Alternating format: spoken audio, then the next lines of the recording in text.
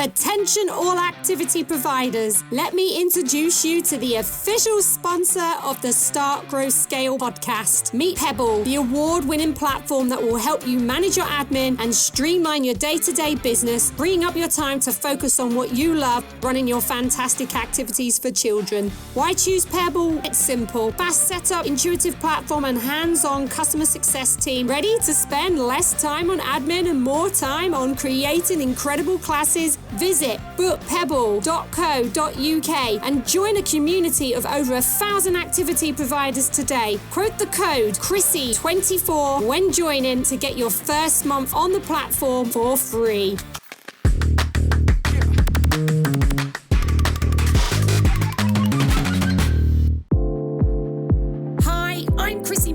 A children's activity expert here in the UK, working with providers across the globe to help them start, grow and scale their children's activity business by unlocking their potential to maximise their income so they get to do what they love.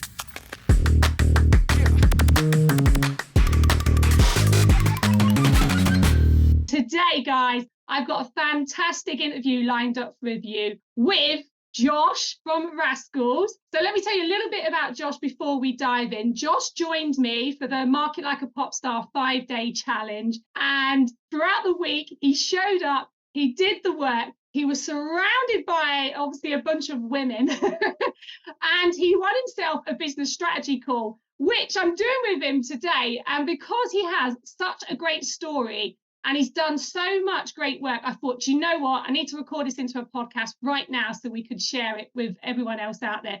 So over to you, Josh. Tell us a little bit about your story. How did you get started in all of this? Cool. So, hello. Yeah, I have now been with Rascals for about 15 years. I actually started as a student in Diane's class. She's one of our company directors. So yeah, I've known her a long, long time. I think I started when I was about 8 and I just loved it straight away. I always loved performing arts. My grandparents were in performing arts and it's always been a part of me. So you started when you're 8 years old. So was it your parents that signed you up or was it you asking to be signed up? Yeah, I think I was one of those kids who always was putting on shows at home. I remember my nan, she had in her living room like this sliding door that shut off the little dining room that she had. And I always used to close it and it was the curtains, and I'd shut it in this room, I'd put on a show and then open it and they'd have to watch it. So I think mum was looking for something and then one of her friends runs the community centre where Rascals operates and, said that there's this club, Josh might like it. So mum signed me up and I did, loved it straight away. So at the time, was it just like one class a week? I was in the 8 to 12s class and it was just every Friday in term time. I attended the holiday clubs or things like that. It was just literally went to the classes and did the shows. Yeah, went along every week. And then when I got too old for the class, I came back as Diane's assistant teacher. I didn't want to leave. Yeah. So when you were doing the classes, like as an 8-year-old, what was it that you actually enjoyed about the experience? Because when I work with providers, I talk to them about how the experience is everything because that is your brand, the experience you give to the customer. So from a child's perspective, what was it that you loved about the class? I think it was just the freedom to sort of express myself and be myself. At Rascals, we're not focused on making you the best performer ever or giving you a West End career like a lot of other theatre schools are. We focus on the fun and building confidence and personality. And I think that really struck a chord with me. It's that chance, sometimes, especially being a boy in performing arts when you're younger, there's stereotypes, especially sort of, 15 years ago that go along with that.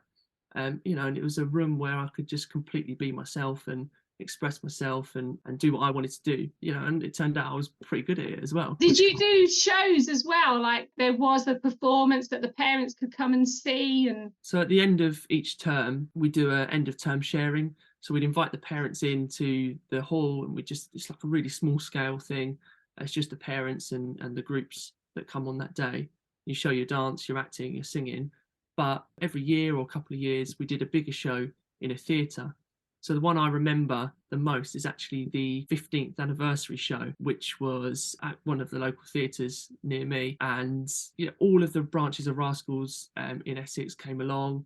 Everyone did a routine, everyone did a song. We did a massive finale, and I've never forgotten that experience. Oh, it sounds like an amazing experience to give to a child that young. Yeah. Also, it inspires you, doesn't it, to go on and do other things. And Yeah. that's the memories, isn't it, that it creates when you get an experience like that. So when did you start? So when did you become an assistant teacher or assistant helper? So I think Diane said that I was too old for the class when I was about 13. Ah! I think I'd got to that age where I was starting to be a bit annoying in the class. So yeah, she told me I had to move on and spread my wings and fly. I then attended a Saturday school. So she set me up with an agency, and this agency had a Saturday school. So I went along there, and that's when I started ballet and tap and Oh, sort of your more wow. traditional dance styles. About a year after leaving, came back and was Diane's assistant. So that gave me my first introduction to the 5 to 7 class. Because obviously I skipped that class, not starting until I was 8. Yeah. So yeah, that was really exciting, and I just straight away loved it. Loved sort of working with the kids, and seeing the progression in these children, especially the ones that would then move up into the older class, and seeing how they develop and how what we do supports them. And it was something that, from a student's perspective, I'd never seen, because obviously when you're in that room, you're not thinking about that. But especially working with Diane, who's just an expert.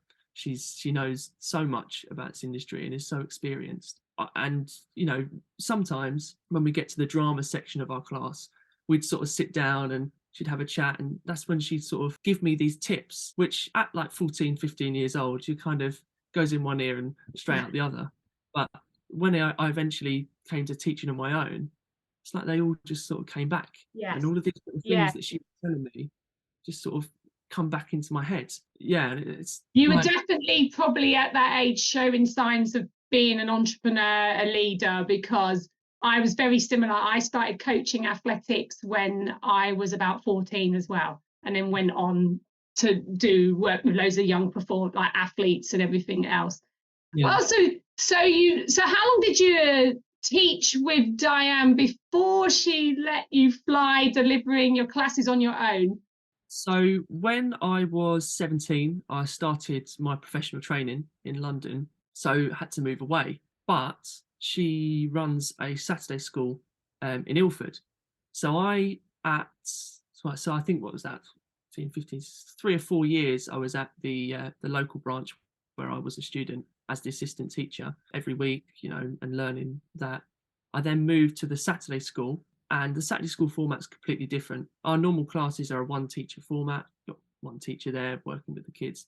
On a Saturday school, there's 4 teachers doing 4 different styles. We've got music, theatre, dance, acting and singing. So I then went from just working with Diane to either following a group around, going into each class, or working with a teacher each week, sort of building my knowledge there and working with these other people, some of which were industry professionals at the time as well, directors. Yeah, so again, learning from those people. And then every time we had a holiday club, I'd come back and work with Diane again. So I did that for a few years throughout my training. But the Saturday school sort of developed into, every time a teacher was sick or couldn't make it in, Di would message me and say, look, Josh, do you want to cover this class?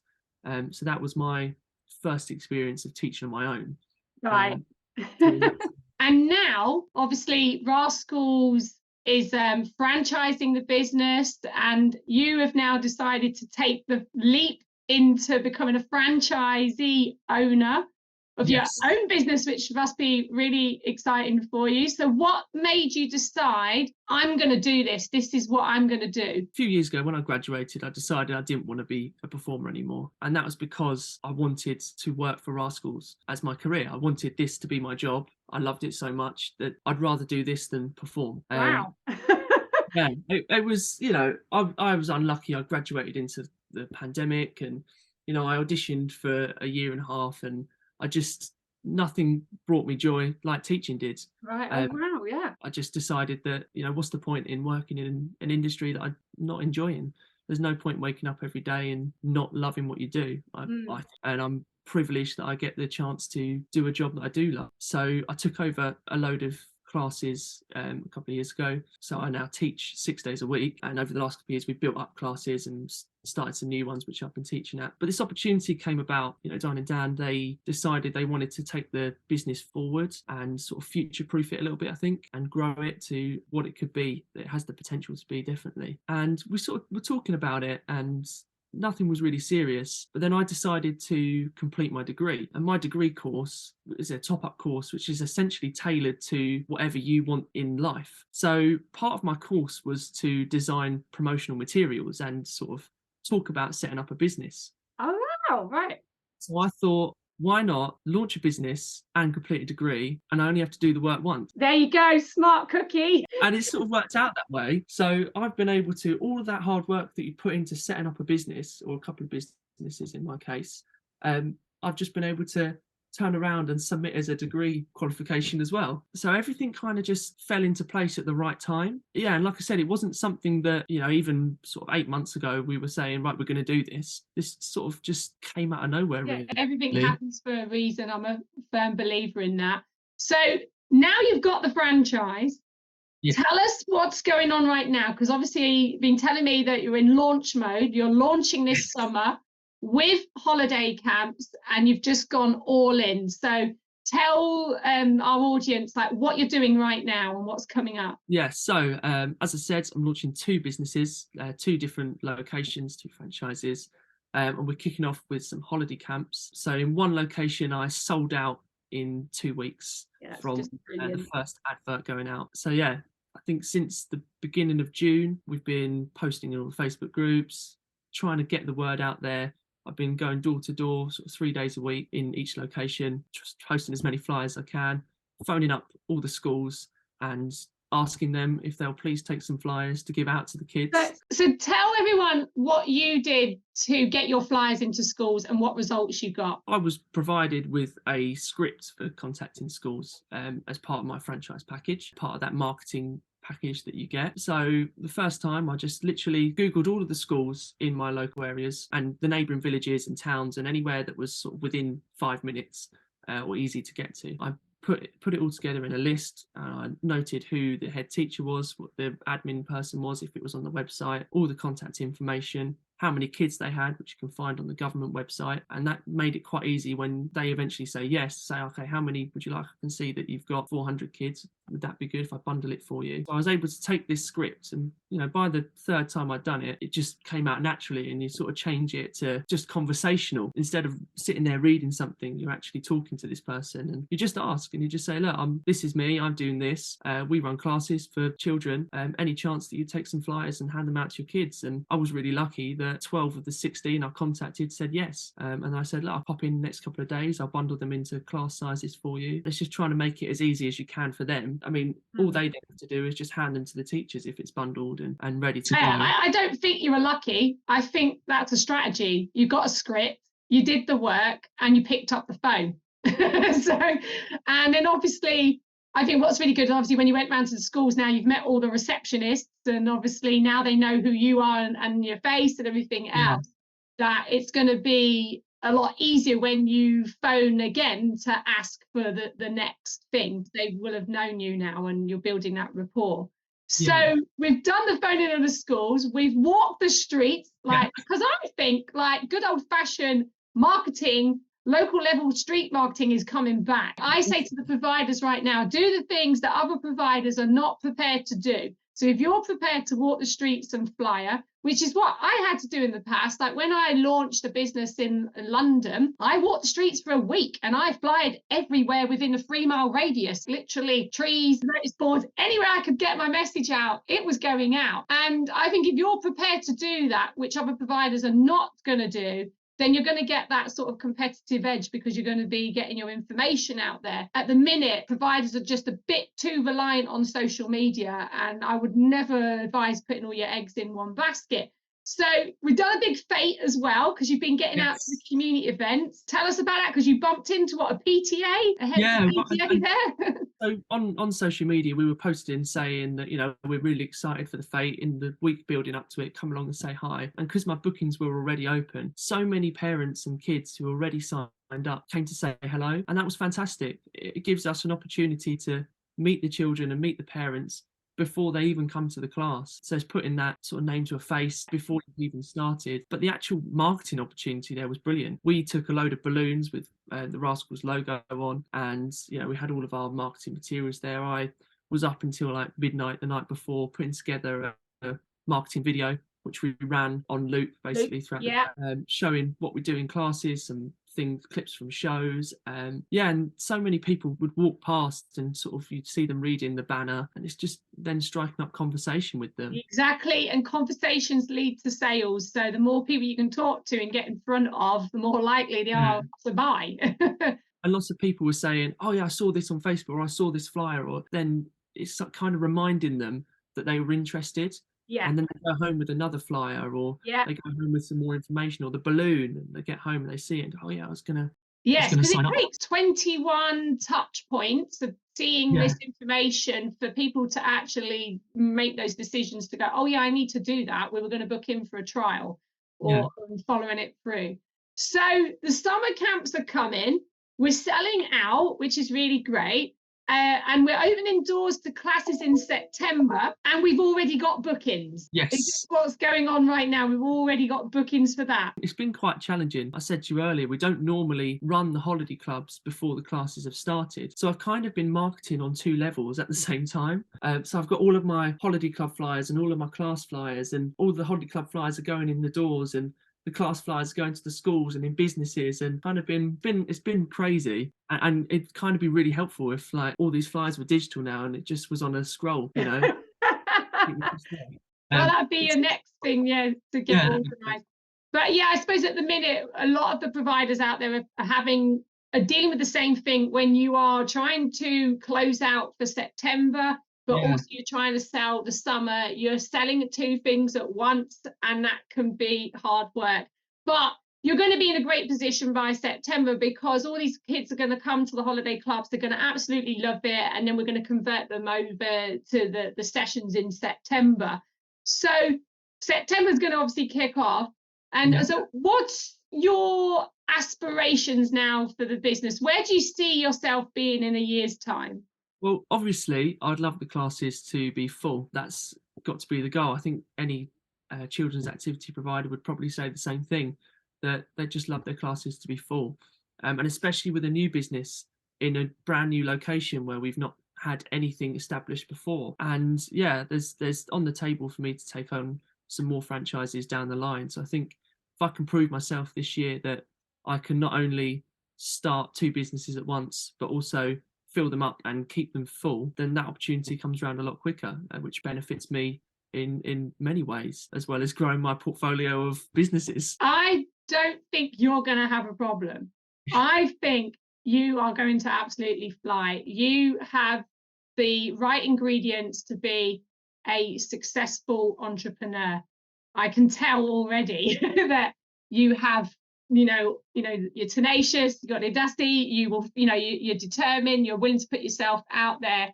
And the amount of learning that you've done since you've obviously come into the business from a student right through to being a teacher on the ground, now to be a franchisee, is going to put you in a good, strong position going forward. I'm really excited for you. I think you're going to have an amazing business, and it'd be great next year if I regroup and have another interview to see what you've done and what you've learned over the last year.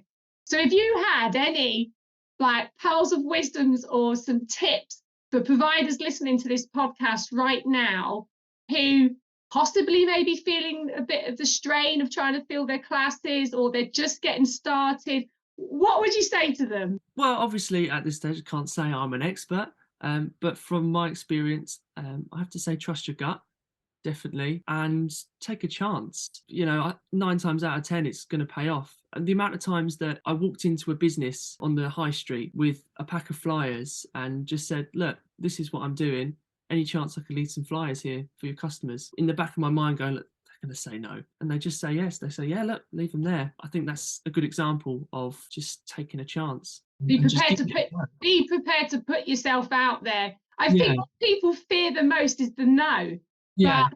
But people won't say no to you if you ask them face to face. It's easy to say no on the phone, face to face. So I'm always like, yeah, get the yes or the no out of the Yeah, person. I think Oh, if they say no, it's not a problem because they've still met you, and especially if you're walking around in your branded stuff, you know, and you're holding your leaflets, you're still in their mind. yeah, That person might have a child and go home and go, actually, I'm going to sign up for that. Can't put it out in the business, but I'm going to go sign up for that. exactly. There's a chance of that happening still. Yeah. Oh, brilliant. Well, Josh, it's been an absolute pleasure chatting with you today. I'm really excited for you. I think you're going to have an amazing business. I know Rascals is a brilliant business. Diane, guys, if you don't know what Rascals is, go and check them out. I'll put the details in with this podcast afterwards. But Diane and Dan have been running Rascals for nearly 25 years. This is the 25th anniversary this year. They have an incredible business. The classes look absolutely amazing. The children always have the most like brilliant time. Anything I see on social media, the children are loving it. So if you want to check out how they're doing it, how they're putting their business out there, go and check them out on their socials and the website. But it's been an absolute pleasure to have you with us today. And I'm sure loads of people will be listening to this podcast to follow your journey in the future. Thanks a lot, Josh. Thank you very much, Chrissy. All right, guys, and I'll see you guys on the next episode. Bye for now.